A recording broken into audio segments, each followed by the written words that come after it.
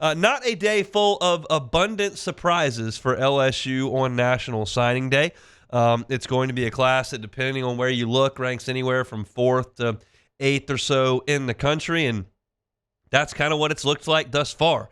To this point, there are only, let me count them, 1, 2, 3, 4, 5, 6 LSU commitments that LSU has not received papers from. DJ Pickett's there awaiting to this point. Charles Ross, a 4-star linebacker from Houston, Texas.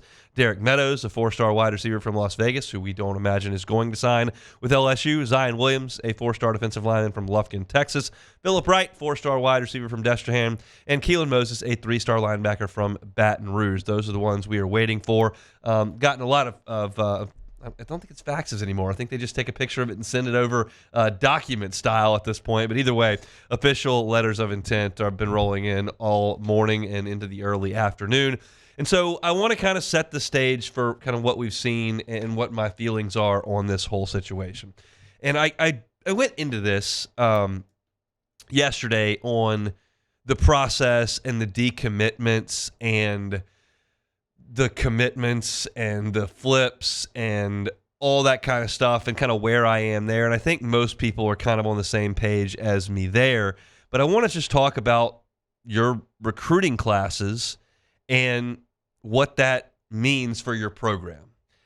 I'm going to make an admittedly flawed comparison, but one that I do believe is reasonable, okay? And I know most of y'all don't spend a lot of time concerning yourselves with the composition of Major League Baseball organizations. But I believe that there is a lot of parallel between that and what you're doing in college football roster assembly now. There are basically 3 ways to assemble your roster, maybe 4, but basically 3 in Major League Baseball. You have the draft, where you draft a lot of players. Try to get as many talented players as you can. You get them into your system and hope to develop them over time that they become productive big league players for you. Some get right up there like Dylan Cruz did. Some take a long time.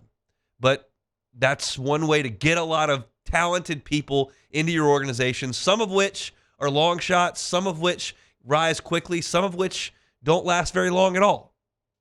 But that's one way to do it. Then you've got free agency, where you've got to go out and spend money on the right guys. Probably going to have to spend more money on younger players that have more time to play. Probably can get a discount, players that only have 1 year to go. And then you've got, obviously, trades. That doesn't apply here. But National Signing Day, to me, is like the Major League Baseball draft. It's a situation where you're trying to get as much young talent into your organization as you can. Some of it will help immediately. Some of it may help down the road with your development. Some of it is going to be gone after a year. Go back to LSU's class 2 years ago and look at what that has amounted to now. It's almost nothing. But that doesn't mean you're toast like it would have 5 years ago. You've just got to go into free agency, which we call the transfer portal at this level, and supplement it. So I know that today there are going to be a lot of people that focus on Bryce Underwood and a lot of people that focus on Cade Phillips. And there are going to be a lot of people who don't spend a lot of time thinking about Harlem Berry, thinking about Jaden Breaker, thinking about some of these high-end players that LSU has gotten, Carius Kern, that have been committed for a long time, because that's the nature of how we react this time of year in college football. We look at what just happened instead of the entire body of work.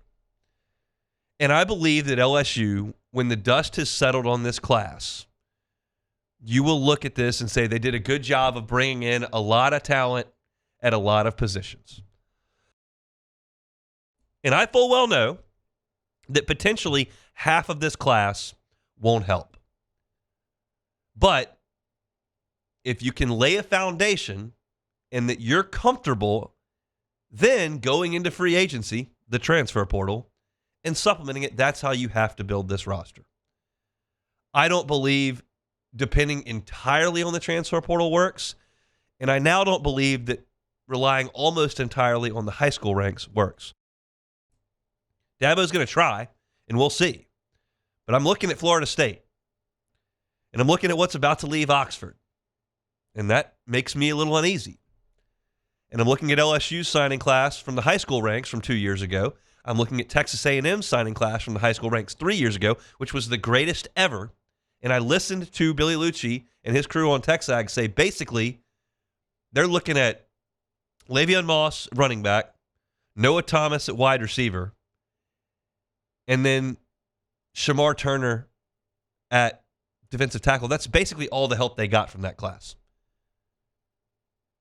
Y'all know a lot of the names. Denver Harris. They lost Walter Nolan. Connor Wigman transferred out. Evan Stewart bailed. I mean, I can't go through the whole class, but like, it's LT Overton's at Bama. Like, that whole class fell apart. You can't do it just that way. And look at Florida State. You can't do it just that way. You've got to incorporate all of it. And I'm just not going to spend, and this is not a recent thing, this is just the way that I feel about this whole process in general.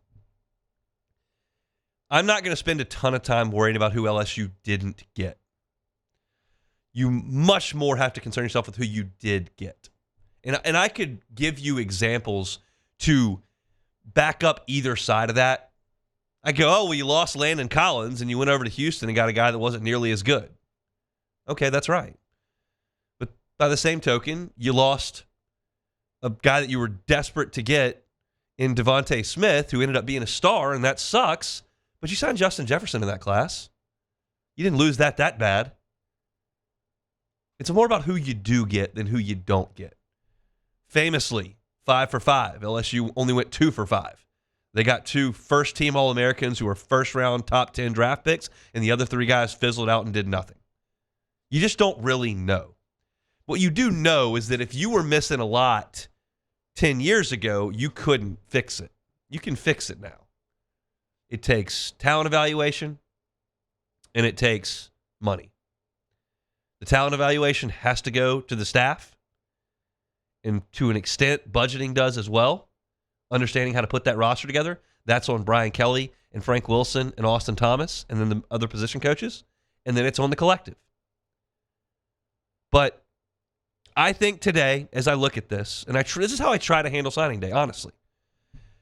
If I had never heard of Bryce Underwood, because I can promise you if Clemson or Ohio State or USC signed a 5-star quarterback today, I'd never heard of him. And if Michigan would have signed a 5-star quarterback from Michigan, I personally would have never heard of him. I don't take any time looking at that from a national perspective. So if I had never heard of Bryce Underwood, if I had never heard of Cade Phillips, and you just showed me LSU's class, the positions that they signed, the star rankings that they had, the offer list that was there, the amount of them, I wouldn't want 13 guys in this class. I want closer to 30. You show me that, it looks good on paper, and they're not done today. There will be more good news to come in short order. I think everybody on the internet's well aware of that. And so you're going to look up, and you're going to have 3 or 4 5-star recruits. You're going to have a lot of guys who are very highly rated on both lines of scrimmage, offensive and defense, edge rushers. You brought in the best cornerback in the country and a guy that people really like inside the state at corner.